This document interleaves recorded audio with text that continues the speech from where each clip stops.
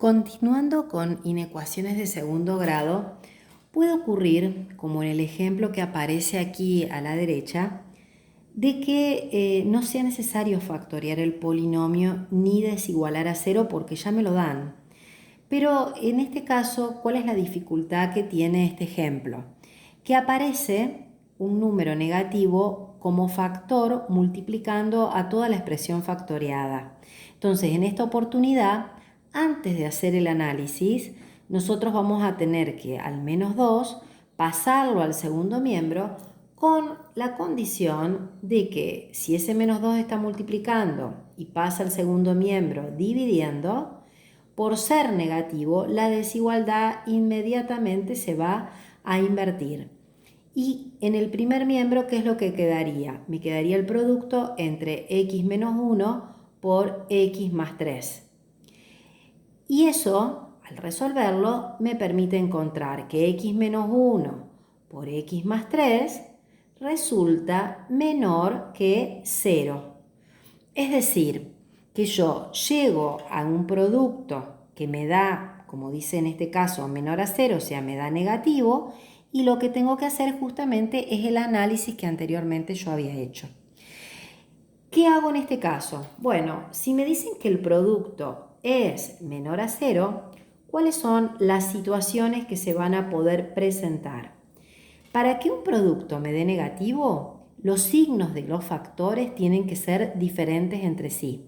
Por lo tanto, si yo digo que el primer factor, por ejemplo, es positivo, el segundo, para que el producto me dé negativo, tiene que ser con el signo contrario. Si este es positivo, va a tener que ser negativo. Además, ¿cuál sería la otra alternativa? Que si el primer factor, x menos 1, llega a ser menor a 0, fíjense que puse lo contrario a lo que había escrito anteriormente, el segundo va a tener que ser, por supuesto, mayor a 0. Me quedé sin lugar. Por lo tanto, voy a resolver cada uno por separado. En el primer caso voy a decir que x va a ser mayor a 1 y que x va a ser menor que menos 3. O, acuérdense que lo reemplazaba por el símbolo, de acuerdo a las dos desigualdades, x va a ser menor que 1 y x va a ser mayor que menos 3. Por lo tanto, llego nuevamente a dos desigualdades en el primer caso o otras dos desigualdades en el segundo caso. Hay personas que con el solo hecho de ver esta expresión se animan a escribir la solución. La mayoría no nos damos cuenta, entonces, ¿qué es lo más simple? Dibujar una recta numérica.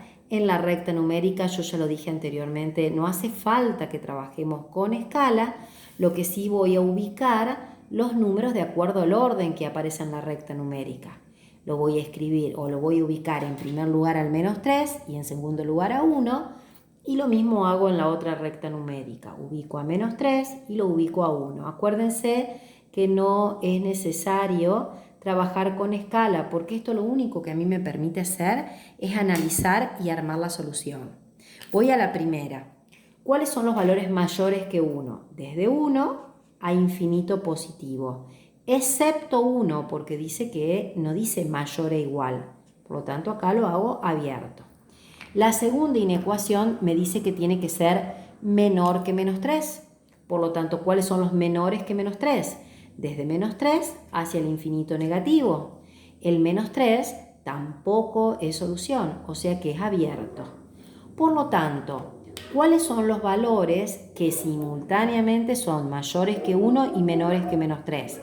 ¿Hay alguna zona en donde se superpongan los dos rayados? No. Por lo tanto, la solución en este caso va a ser vacía.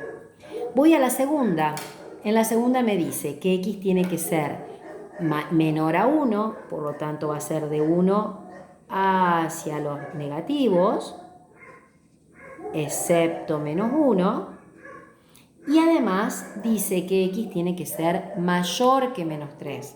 ¿Cuáles son los mayores que menos 3? Desde menos 3 hacia el infinito positivo, excepto menos 3. Entonces, ¿cuáles son los valores que simultáneamente cumplen ambas condiciones de ser menor a 1 y mayor que menos 3.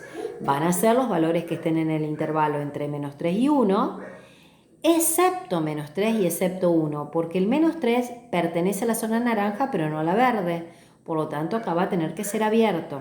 Y lo mismo ocurre con el 1. Pero ambas soluciones dijimos que iba una o la otra, o sea que tenemos que unir ambas soluciones. Y de esto, ¿qué puedo llegar a concluir? Que al unir el vacío con el intervalo abierto entre menos 3 y 1, finalmente me da por solución el intervalo entre menos 3 y 1. Si yo una vez que hice todo este análisis tengo dudas acerca de que si es cierto o no esto, lo que puedo hacer es elegir un valor que pertenezca a la solución, a este intervalo, por ejemplo, y verificarlo en la inecuación original. Al verificar, me tiene que dar, por supuesto, cierta la desigualdad, se tiene que cumplir. O por el contrario, puedo elegir valores que no pertenezcan a este intervalo. Vamos a suponer valores que sean mayores que 1 o menores que menos 3, y al verificar vamos a observar que no va a cumplir o no va a verificar la desigualdad.